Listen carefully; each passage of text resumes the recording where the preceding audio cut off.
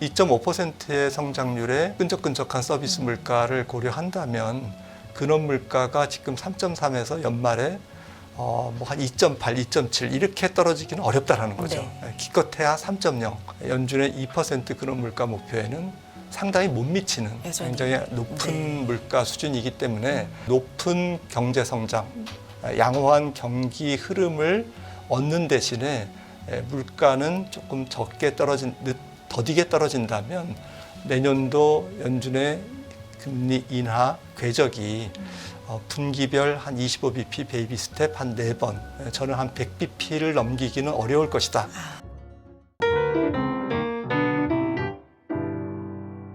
금요일 굿모닝 인포맥스에서 이분과 함께 한 주간의 시장 경제 이야기 정리해보는 시간 가져봐야 되겠죠. 이코노미스트 김한진 박사와 함께하겠습니다. 박사님 안녕하세요. 네, 안녕하세요. 네. 한 주간 잘 지내셨죠? 네. 네. 금방 지표 지났죠. 발표가 항상 이때 좀 많아서 여쭤볼 게 좀 많은데요. 무엇보다 또 소비자 물가 CPI가 발표가 됐습니다. 어떻게 보셨는지 궁금해요. 여전히 좀 끈적하다라는 평가가 어쨌든 많네요. 네, 이사나님께서 네. 다 정리해 주셨지만 좀 울퉁불퉁한 그런 면은 있습니다. 근데 이거는 비단 9월 CPI뿐만 아니고 매달 발표되는 지표는 굉장히 울퉁불퉁합니다. 원래 경제 지표라는 게 조금 노이즈가 있죠. 소음이 있기 때문에 그런 거고요. 근데 이제 전체적으로는 물가가 안정되는 것을 의심할 필요는 없다라는 거가 이제 첫 번째. 그러니까 물가는 디스인플레이션으로 가고 있다, 분명히. 두 번째는 그럼에도 불구하고 에너지와 식품 가격을 뺀 근원 물가는 여전히 잘 잡히고 있지 않다. 하지만 우려할 정도는 아니다. 이렇게 정리할 수 있겠습니다. 근원 네. 물가가 잘 안 잡히는 이유는 그동안은 이제 주거비였는데 이번 나온 그 9월 CPI 같은 경우는 이제 주거비는 전월비 원래는 8월 달에는 전월비 0.5% 올랐는데 어제 발표된 CPI에서는 0.2%로 이제 조금 둔화돼서 안정권에 들어갔습니다. 그런데 이제 다른 게 올랐죠. 지금 표를 보시면은 네. 특히나 그 에너지 서비스를 제외한 나머지 서비스 가격이 0.4%로 이렇게 잘 안 떨어지고 있습니다. 여기 보시면은 그래서 전년 동월비로도 4.7%. 그러니까 주거비가 잡혔음에도 불구하고 조금 서비스 가격이 아직 안 떨어지고 있다라는 게 좀 특징이고요. 나머지는 자잘한 겁니다. 계란값이 많이 올라서 그 지금 식품 가격이 안 잡히고 있는 거 이거는 이제 조류 독감 때문에 생긴 부분이기 때문에 일시적이라고 보면 될 것 같고요. 에너지 가격이 다행히 도와줬지만 아마 다음 달 CPI에서는 에너지 가격이 좀 효자 역할을 못 하겠죠. 기름값이 올랐기 때문에 이제 이런 부분들을 예측해 볼 수가 있는 거고 연준의 시각이 중요한데 네. 연준에서는 아마 그럴 겁니다. 헤드라인 물가 또 굿즈 재화 가격이 떨어지는 것에 대해서는 좀 안심하는 이제 그러한 지표가 될 수 있는데 반해서 말씀드렸듯이 역시 주거비는 시간이 지나면 떨어진다. 그것도 오케이. 하지만 서비스 물가가 잘 안 떨어지고 있다는 것. 그거는 이제 임금발이잖아요. 그러니까 토끼의 그렇죠. 그런 거죠. 네. 두 마리 토끼를 다 네. 잡아야 되는 건데 고용 시장이 천천히 식으면서 서비스 물가도 천천히 떨어지기를 약간 다소 모순된 이제 모순되지만 연준은 그렇게 좀 외줄타기를 하면서 계속 튜닝을 해나가겠죠. 간밤에 발표된 게 이제 매주 살펴보는 실업수당 청구자 수인데 이게 또 늘었어요. 그럼 고용은 추세적으로는 조금 나빠졌나? 이런 의심을 또 할 수 있는 건데 이게 참 해석하기가 어렵네요. 네, 신규 실업이 네. 실업수당 청구 건수가 원래 25만 건이 약간 심리적인 마지노선, 실제로도 의미가 있고요.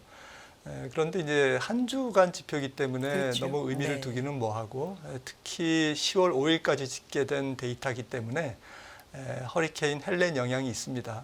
그래서 지금 예상으로는 지금 어젯밤에 불었죠. 허리케인 밀턴과 조금 그 전에 2주 전에 왔던 헬렌 포함해서 10월 달에는 고용이 한 10만 건 정도 좀 증가할 거다. 그러니까 실업률이 더 증가할 거다. 고용이 악화될 거다라고 하는 지금 예측이 있습니다. 그래서 아마 10월 달은 또 지표가 조금 고용 지표가 둔화되는 쪽으로 나오면서 이거 뭐 이러다가 물가는 안 잡히고 고용은 악화되고 스태그플레이션 아니냐 이렇게 얘기를 할 텐데 시장은 다 알고 있습니다. 뭐 이런 허리케인 때문에 생긴 그리고 또 보잉 파업이라든지 이러한 특수한 몇 가지 요인 때문에 생긴 계절적인 일시적 요인이다라는 것을 시장은 알고 있기 때문에 이런 지표에 뭐 연연해할 필요는 없을 것 같습니다. 워낙에 박사님 지표가 매일매일 네. 많이 발표가 되잖아요. 그래서 하나하나 뭐 따라가다 보니까 나빠졌다, 좋아졌다, 막 이런 거에 좀 일희일비를 하게 되는데 그래서 추세적인 게 좀 중요할 것 같습니다. 물가도 그렇고요, 고용도 그렇고요. 어떤 추세적인 좀 큰 그림을 잡아주시면 좋을 것 같네요. 네, 말씀드렸듯이 뭐 전체적인 미국 물가는 또 뭐 유럽이라든지 뭐 전체적인 물가는 다 안정되고 있습니다. 전 세계가. 그런데 워낙 지금 유별난 좀 코로나 이후에 좀 고용 시장이 꼬였다라는 부분, 미국 시장은 아직도 노동 수요가 조금 공급을 조금 압도하고 있다라는 부분, 이런 부분들이 조금 물가의 하락을 조금 천천히 떨어뜨리게 만드는. 특히 서비스 쪽에서. 네, 그래서 이제 연준 위원들 중에서도 이제 뭐 그저께 FOMC 의사록이 발표됐습니다만은 12명의 의사결정자 중에 6명 플러스 알파 아마 한 8명 정도가 좀 25bp를 찬성했던 것 같아요. 50bp를 좀 동의하지 않았던 것 같습니다. 파월 의장이 어떻게 구워 삶았는지 이분들을 설득해서 결론적으로는 25bp 이하로 50bp 이하로 이제 결론을 이끌었는데 12명 중에서 7명 내지 8명이나 25bp를 했다는 것은 물가가 지금 보시면은 지금 빨간색 선이 이제 중위값이거든요. 물가 항목이 100개가 있다 그러면 그 100개의 이제 중간에 해당되는 네. 그런 항목들을 평균 낸 건데 그러니까 전체적인 물가 쪽에서 안 잡히고 있는 것들이 덜어 있다라는 거죠. 어제 같은 CPI에서도 보험료 같은 게 안 잡히고 있잖아요. 계속 안 잡히고 있습니다. 이런 부분 그리고 뭐 중고차나 이런 것들은 잡혔다가 또 안 잡히고 또 주택 가격도 뭐 지난 9월에는 잡혔지만 또 다음 달에는 또 안 잡힐 수도 있습니다. 그렇게 좀 들쭉날쭉한 네. 범피한 그런 양태가 지속되고 있기 때문에 조금 과도하게 좀 금리를 인하했을 때 좀 위험성, 다시 인플레이션이 재점화될 위험성이 전혀 없다라고 뭐 아무도 단언할 수는 없다라는 거죠. 그리고 이제 지금 말씀드린 근원, 조금 보라색으로 표시돼서 잘 안 보이시겠지만 우리가 좀 추세를 보면 2015년에서 2019년, 20년 팬데믹 직전까지인데 거의 2%를 안 넘었거든요. 그리고 좀 2% 아래로 한 1.7%, 8% 찍힌 달도 많았습니다. 네네. 그런데 지금 근원이 여전히 그 3.2%, 3.3% 찍혔잖아요. 9월 달에. 그런데 근원의 전월비가 사실은 7월까지는 괜찮았어요. 네. 전월비 0.1로 찍혔습니다. 근데 이게 8월 달에 전월비 0.3을 만들었고 또 지금 9월에 0.3입니다. 그러니까 7월까지는 그래도 0.16, 뭐 0.14, 뭐 이렇게 해서 0.1대로 나왔는데 그 이후에 8월, 9월 연속 0.3이라는 것은 연준 인사들 중에는 분명히 긴장하는 사람들이 있을 거예요. 이거는 조금 좋지 않은 신호다. 네. 그래서 물론 이제 몇 달 지표 들어오는 지표를 또 이렇게 확인해야 되겠지만 아무튼 이제 근원은 아마도 내년까지 끝까지 문제를 일으킬 거다라고 저는 생각합니다. 즉 연준으로 하여금 금리를 최종 금리를 조금 높게 지키게 만드는. 그러니까 최종 금리라는 것은 결국에는 중립 금리에 이제 근접하는 금리가 될 것 같은데 지난 9월 FOMC 의사록에서는 SEP에서는 그놈 그 중립 금리를 2.9%로 지금 전망했죠. 네. 그러니까 일각에서 얘기하는 3% 이하로 기준금리를 가져가기에는 부담스럽다라는 것이죠. 바로 이 근원 물가 때문에 그렇습니다. 네. 주거비는 앞서서 말씀해 주셨지만 그래도 이번에 나온 지표로는 좀 진전이 있는 겁니까? 네, 뭐 네. 코스타라든지 미국 민간 렌트 업체들의 부동산 업체들의 통계를 보면 렌트 가격이 지금 미국에서 하락하고 있거든요. 그래서 이게 보통 한 3개월에서 6개월 정도 후행해서 이제 물가에 잡힙니다. 주거비 물가에. 하지만 주거비 물가도 잡히긴 하지만 보시는 것처럼 네. 과거 평균에 비하면 상당히 높습니다. 어마무시하게 높은 겁니다. 사실 떨어지고 있다라는 것을 사람들은 환호하지만 미국에서 사는 사람들은 이 주거비 부담이 피부로 우리나라도 마찬가지지만 완전히 다가오는 거죠. 그래서 더 떨어져야 됩니다. 그런데 이제 이게 더 떨어지려면 좀 실업률이 올라가야 되는 거죠. 그리고 고용이 둔화돼야 되는 건데 이런 그 양날의 검인 거죠. 연준이 박사님 항상 듀얼 맨데이트라 그래서 이제 물가, 고용 이렇게 강조를 하니까 그런데 둘 다 물론 중요하지만 이 무게추가 시장 분위기별로 좀 달라지잖아요. 최근에는 확연히 고용 쪽이었는데 뭐 이렇게 되면 물론 디스인플레이션은 진행이 된다고 하지만 물가도 아직 승리 선언을 하긴 좀 이르다라는 게 계속 좀 확인이 되고 있는 거로 봐야 될까요? 네, 네. 뭐 지금 뭐 절반 이상은 잡혔다. 하지만 물가라는 게 과거에도 뭐 그런 경험이 있지 않습니까? 우리가 예상하지 못했던 뭐 유가 상승이 다시 또 뭐 인플레이션을 점화할 수 있는 거고요. 최근의 변동성처럼. 네, 그리고 지금 미국 GDP가 뭐 애틀란타 연은이 뭐 수시로 발표하는 3분기 GDP가 3.2%고 골드만삭스라든지 월가의 IB들도 거의 3%를 보고 있습니다. 네. 1분기 1.4, 2분기 2.8, 3분기 3.2, 뭐 3.2가 안 나오더라도 뭐 3%. GDP 전망 마지막 자료에 있는 것 같은데 한번 볼까요? 네. 이렇게 네. 지금 계속 애틀란타 연은이 올해 GDP 전망을 네. 상향 수정하고 있잖아요. 네. 그래서 전문가들의 예상, 블루칩 컨센서스는 이제 전문가들의 예상인데 전문가들의 예상, 이거는 뭐 지표 들어오는 지표에 따라서 계속 변합니다. 그래서 아마도 이제 조금 떨어지겠죠. 4분기는 좀 떨어질 것으로 보이는데 그럼에도 불구하고 뭐 2%대 중반만 최종적으로 올해 GDP 성장률이 나온다 하더라도 2.5%의 성장률에 지금 끈적끈적한 서비스 물가를 고려한다면 근원 물가가 지금 3.3에서 연말에 뭐 한 2.8, 2.7 이렇게 떨어지기는 어렵다라는 거죠. 네. 기껏해야 3.0 이렇게 나올 가능성이 높기 때문에 3%라는 근원 물가는 비록 CPI지만 PCE는 아니지만 연준의 2% 근원 물가 목표에는 상당히 못 미치는 여전히. 굉장히 높은 네. 물가 수준이기 때문에 결국에는 높은 경제 성장, 양호한 경기 흐름을 얻는 대신에 물가는 조금 더디게 떨어진다면 내년도 연준의 금리 인하 궤적이 분기별 한 25bp 베이비 스텝 한 4번, 저는 한 100bp를 넘기기는 어려울 것이다. 만약에 이 정도의 경제 상황이 내년도에도 어느 정도는 유지된다면, 물론 이제 올해보다는 성장률이 낮아지겠지만, 네. 그래도 추세 성장률 1.8% 위에서 분기별로 GDP가 발표된다면 연준 입장에서도 100bp, 연간 내년도 전체 100bp 이상으로 금리를 내리기는 어려울 것이다 라고 생각을 합니다. 시장 기대는 훨씬 높죠. 그렇죠. 한 6번 정도 인하하는 것으로 지금 전망하고 있는데 4번 정도 최대 네. 내년. 그래서 네. 뭐 마켓으로 이렇게 끄집어 와서 생각한다면 경제 지표가 망가지면서 연준이 금리를 많이 내리는 게 좋냐? 마켓한테 사람들한테 뭘 선택할래? 라고 만약에 물어봤으면 1번 경제 지표는 망가지고 연준은 한 200bp 내린다. 그걸 선택할래? 아니면 경제 지표는 좋은데 연준이 4번만 100bp만 내릴래? 저는 후자를 선택할 것 같습니다. 그게 후자가 훨씬 더 마켓에 유리한 주가 상승에 조금 더 우호적인 그러한 옵션이죠. 네.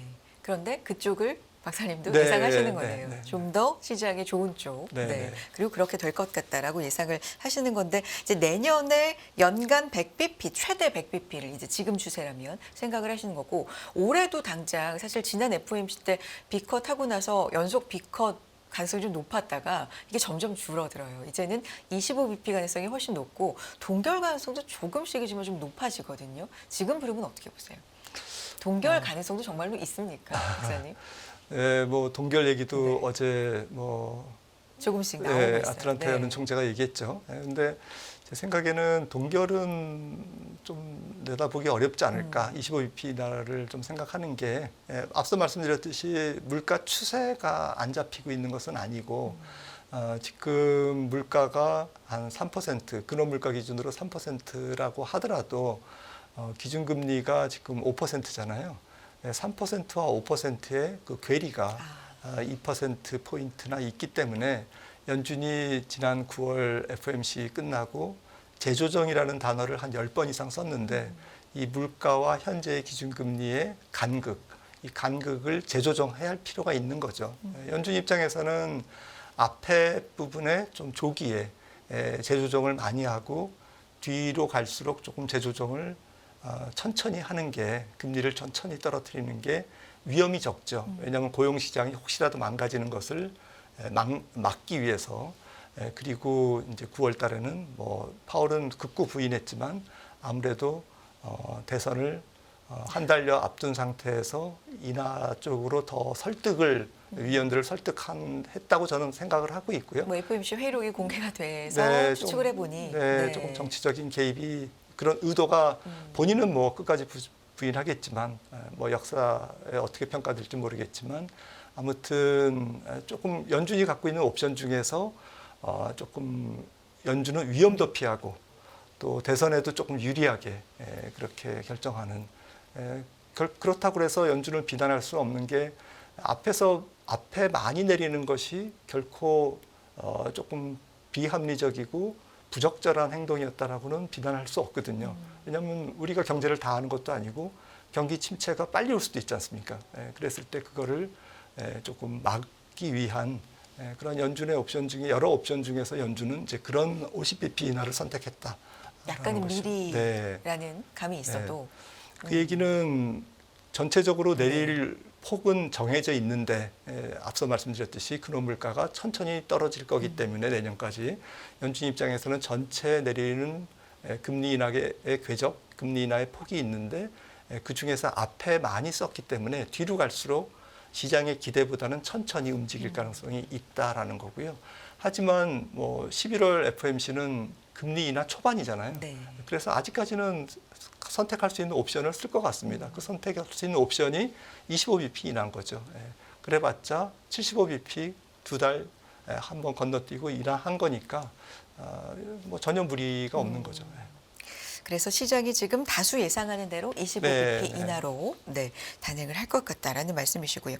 최근에 미국 국채 10년물 4%를 넘기고 있는 이 상황과 달러 인덱스에 대해서도 좀 짚어볼 필요가 있을 것 같습니다, 박사님. 어떻게 보세요? 네, 좀 단기적으로는 결국 뭐 유가에 조금 연동을 하는 것 같고요.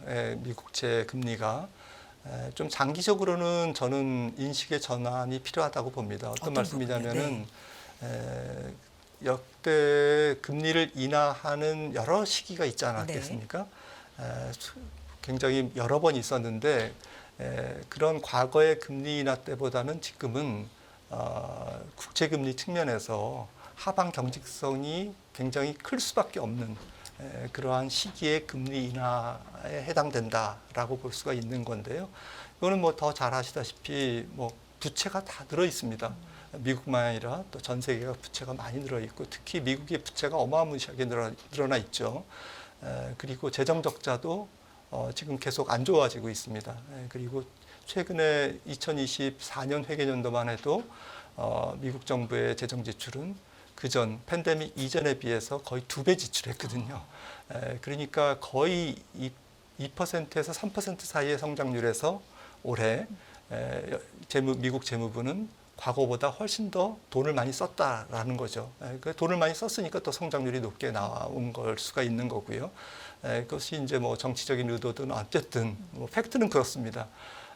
그리고 지금 재정 지출을 많이 썼던 것은 비단 2024년 회계연도뿐만 아니라 계속 지난 2008년 금융위기 이후에 미국 재정 적자는 계속 안 좋은 모습을 보여왔고요. 마이너스에서 머물렀고 특히나 최근 와서 조금 더 심해지면서 국채 발행 물량이 팬데믹 이전보다 거의 2배 가까이 늘었고 그다음에 선거가 지나면 그동안 미국 재무부가 10년물 장기물을 바이백했거든요. 국채 금리를 못 올리게 안 올라가게 이제 인위적으로 자사주 매입을 한 거죠. 그런 게 이제 계속될 수는 없는 거죠. 채권 시장을 왜곡하기 때문에. 그래서 선거가 지나면 이제 바이백이 끝날 겁니다. 그러면 금리가 올라갈 수 있는 더 탄력이 이제 붙는 거죠. 그래서 만약에 거기다가 유가까지 오른다? 그러면 국채 금리가 5% 넘는 것도 내다봐야 됩니다. 유가까지 만약에 거기다 가세한다면 이게 한번 보시면은 장기 추세 아침부터 장기 추세를 말씀드려서 죄송합니다만 미국 총통화 광의의 통화 M2의 GDP 비율인데요. 이게 뭐 계속 올랐습니다. 계속 올라서 조금 진정됐지만 추세선 위에 있다라는 거고요. 미국만 이렇냐? 유로존도 M2 GDP 대비 M2가 2000년 60%에서 지금 쭉 올라와서 2008년 82%. 그리고 뭐 지금 뭐 123%까지 올랐습니다. 유로존 더 돈을 풀었어요. 그래서 이게 이런 게 이제 알게 모르게 달러의 조금 강세를 우리는 연준이 미국이 돈을 많이 풀었기 때문에 달러가 휴지되는 거 아니냐 그랬는데 그러고 있는데 유로존은 더 풀고 또 기축통화국도 아닌 신흥국들도 더 풀었습니다. 네. 그러니까 사실은 달러가 좀 당장 유로존만 비교해도 유로존이 더 높으니까 달러 강세 요인이 있는 거죠. 그래서 다시 정리해서 말씀드리면 이렇게 누적된 통화량 그다음에 말씀드렸던 재정 이런 부분들이 결국 내년도에 전체적인 미국 물가를 조금 하방 경직성을 만들 거고요. 특히 근원 쪽에서 그리고 또 금리와 시장 금리를 장기 금리를 특히 조금 4% 정도의 이상에서 좀 움직이게 하는 이제 그러한 끈적끈적한 요인으로 작용할 거다라고 생각을 합니다. 네. 5%까지도 신종을 내다봐야 된다. 만약 경기가 좋고 유가가 잘 안 떨어지면 뭐 충분히 가능한 얘기죠. 3% 성장률에 뭐 지금 단기 금리의 적정 레벨이 연준이 제시한 대로 2.9%에 기대 인플레이션을 뭐 한 1% 경기가 좋다면 한 1% 그러면 그것만 더해도 4%인데 채권 발행 증가에 따른 기간 프리미엄도 한 1% 하면 5%라는 거죠. 그래서 제이미 다이번이 뭐 국제 10년물이 잘못하면 7% 갈 거야라고 얘기하는 게 근거 없는 것은 아닙니다. 뭐 극단적이라고 극단적이지만 당장은 아니지만. 그렇군요. 알겠습니다. 박사님 오늘 중요한 일정 중에 우리나라 또 금통위 일정이 있는데요. 피벗 가능성을 좀 높게 시장은 보고 있는 것 같은데 박사님 어떻게 보세요? 이날? 제 생각에는 좀 동결이 우세하지 않을까 생각합니다. 뭐 바로 틀릴지 모르는 몇 시간 후면 틀리겠네요. 오늘이기 때문에 오늘 오전이기 때문에. 아마도 뭐 가계부채 문제와 최근에 아직까지는 대출이 잘 안 잡히고 있기 때문에 한국은행의 그 정책 중에 목표 중에 가장 중요한 게 통화의 안정이잖아요. 그리고 금융 안정. 이제 금융 안정 면에서 지금 불안정합니다. 그래서 한국은행은 계속 정부가 먼저 그런 거를 해주면 한국은행은 통화 정책으로 화답할게라고 지금 계속 지금 날리고 있는 거죠. 근데 정부가 확실하게 행동을 안 하니까 약간 뭐 이번에는 애매하게 좀 동결하지 않을까라고도 생각을 하고 있습니다. 애매하게 동결. 네. 그런데 그 가장 한국은행의 뭐 존재 이유랄까 제1의 목표 지금 물가라고 알고 있는데 물론 금융안정 여러 가지 고려를 하겠지만 물가 측면에서는 목표 달성을 숫자적으로는 어쨌든 뭐 체감은 어떻든 간에 이미 했잖아요. 그런데 계속해서 좀 동결하기에는 명분에서 약간 좀 힘이 부족하지 않을까라는 시각 맞습니다. 있는데 예. 어떻습니까? 사실 뭐 네. 말씀하셨듯이 체감적으로는 국민들이 받아들이지 않지만 특히 우리나라는 물가지표에 자기 집을 가진 사람들의 네. 그 등가 임대료가 포함이 안 돼 있지 않습니까? 그래서 전세에만 포함되어 있거든요. 그러니까 우리나라 물가가 2%라 그러면 실질적으로는 아마 2.5%나 더 해야 됩니다. 집값이 온전히 안 들어가 있는 거죠. 한 반밖에 안 들어가 있는 거죠. 그래서 이런 통계는 조금 문제가 있는 거고요.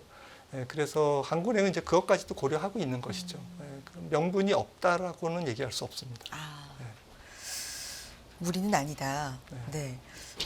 정말 몇 시간 뒤면 확인을 해볼 수가 있을 것 같은데요. 최근에 보면은 물가보다도 부동산 얘기를 조금 더 많이 하고 있기 때문에 오늘 정말 어떤 얘기를 할지 좀 귀추가 주목이 됩니다. 여기에다가 제가 또 여쭤보고 싶은 게 이제 중국 얘기예요. 네. 중국이 사실 한동안 관심을 못 받다가 이 부양책으로 인해서 정말 주가가 이렇게 오르는구나, 이렇게 반등하는구나 할 정도로 아래 위로 좀 변동성이 커진 상황인데 최근에 부양책에 대해서 박사님 어떻게 평가하세요? 네, 뭐 실망을 조금 보이면서 최근에는, 주가가 좀 네. 조정을 보였고 어제는 뭐 홍콩 증시는 올랐습니다만은 또 조금 정책을 더 내지 않으면 뭐 사람들은 실망하겠죠. 그래서 지금 나온 게 이제 특별국채 2조 위안하고 또 통화정책으로 한 1조 위안 푸는 효과, 도합 한 3조 위안 효과가 있는데 그것도 이제 작은 것은 아니지만 추가적인 아마 그 국채 발행 계획이 나와야 될 것 같습니다. 곧 있겠네요. 10월 12일. 12일. 예, 네. 12일 기자회견. 기자회견을 네. 앞두고 있는데 아무래도 이제 역주기 조정이라는 것을 이제 중국 정부가 갖고 나올 것 같은데 경기가 조금 좋아지면 조금 줄이고 부양을 나빠지면 또 무한정 풀고 그렇게 해서 경기를 어떻게 해서든 끝까지 맞추겠다. 목표를 맞추겠다라는 건데요. 그래서 그러면서 한 2조 위안 정도의 장기 국채 발행이 아마 발표될 것이 좀 유력합니다. 뭐 그날 발표될지 아니면 조금 뭐 시사만 하고 나중에 발표될지는 모르겠지만 아무래도 이제 시장 달래기에 나올 것 같고요. 또 증시 측면에서는 지금 한 5천억 위안 지금 그 지난번에 나왔죠. 기관 투자가와 기업을 대상으로 대출을 해서 그 주식을 사라. 이제 증시 안정기금이죠.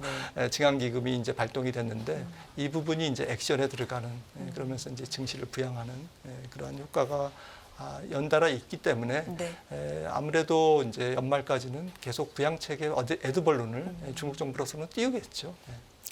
알겠습니다. 그런 부분들도 12일에 나오는 대로 한번 지켜볼 필요가 있을 것 같네요. 오늘 여기까지 듣겠습니다. 이코노미스트 김한진 박사 함께했습니다. 고맙습니다.